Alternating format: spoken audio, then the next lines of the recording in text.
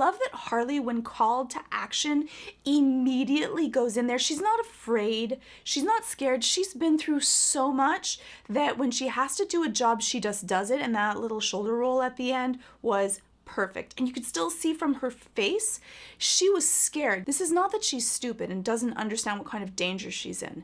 She knows what kind of danger that she's in, but she goes and does the job anyways. You are the only one fit to carry my javelin.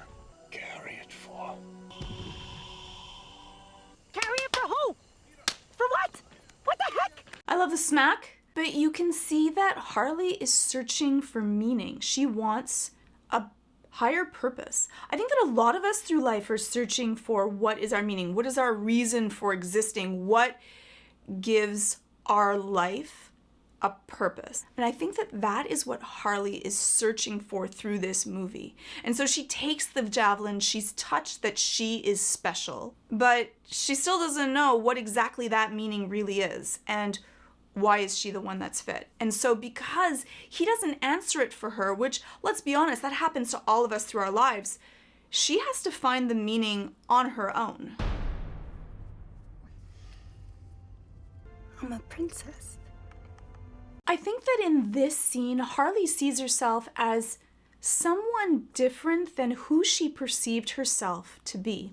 When we're dealing with self-identity, we often carry on the remnants of what other people have told us who we are. So perhaps in her case, the Joker, how our parents have seen us, how our teachers have seen us. And that becomes our identity. But sometimes something happens and we reflect back on a different person that we could be. 5, 4, 3, 2, 1. Ha! Coronel. Beat that. I love her childlike parts. I think that all of the characters in this movie are really still like teens or children, and they really get to utilize and show their childlike selves for these trained assassins and killers. I think that it's a beautiful juxtaposition. And for Harley, it really softens her character. And I think we need to keep that childlike part of ourselves inside, because that's what makes life weird and wonderful. And often we're too busy trying to be adults and be accepted by others, but Harley does not care. She has no social anxiety. She doesn't care about changing restraints, ruining social norms, and just being whoever she wants to be. If you've ever said, I wish I could do something, but didn't because I wonder what other people will think if I did, Harley doesn't have that constraint. And I think that's a beautiful trait of hers. Recently, I made a promise to myself that the next time I got a boyfriend, I'd be on the lookout for red flags. Harley, why not just leave? When your taste in men is as bad as mine, they don't just go away quietly, and they kill your dogs, and all the cruelty tears you apart after a while.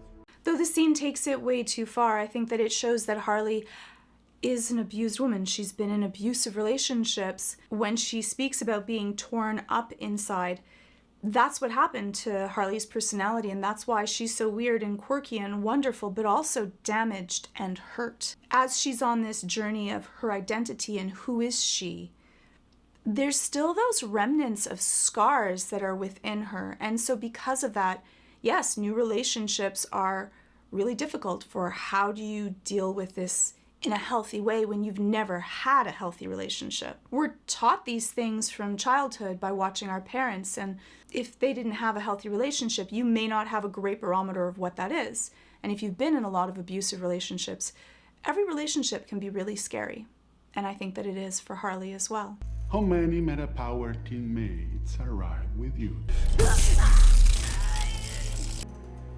I'm so sad and lonely. I love the strength that is portrayed in Harley. Here she is being tortured and she's still not going to give up information even though there's really no way of rescue.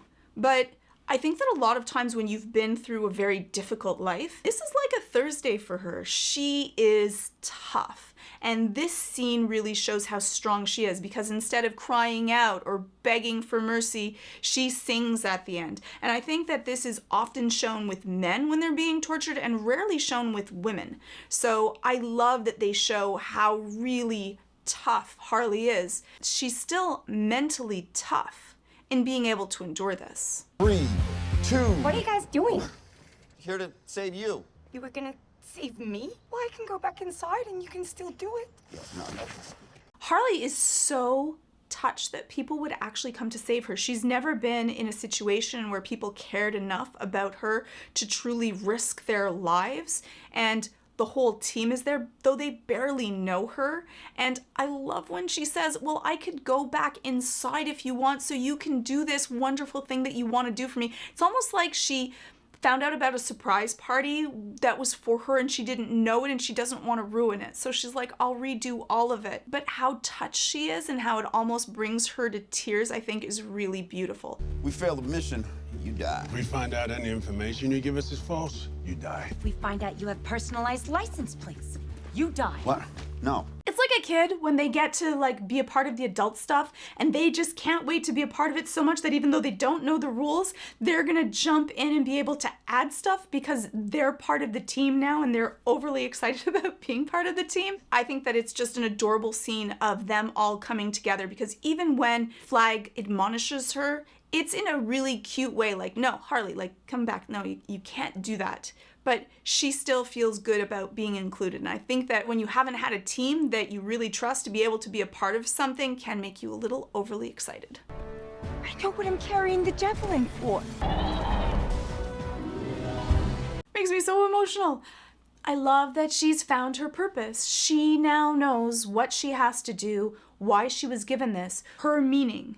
And even though she might die in order to do it, you can see how elated she is on her face to be able to accomplish what is her meaning in life. And that's what meaning is.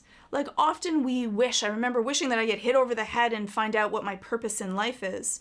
But meaning really is what you make of it. And so she found what was her meaning and she attributed it to that. And so that is meaning to her. Even if what Javelin guy had, I think his name is Javelin, even if Javelin had told her something different, I think that this is even better because it's personalized to her. She found her meaning on her own.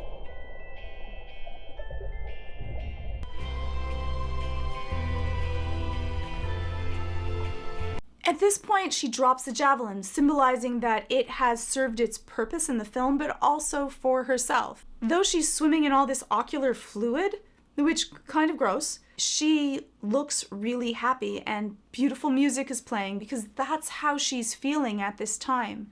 Happy that she's served a purpose and made a difference in the world, which is what she was probably always searching for. And she found it. I could be your friend, Milton. Not my name. 3 hours about how your name is Milton. Didn't.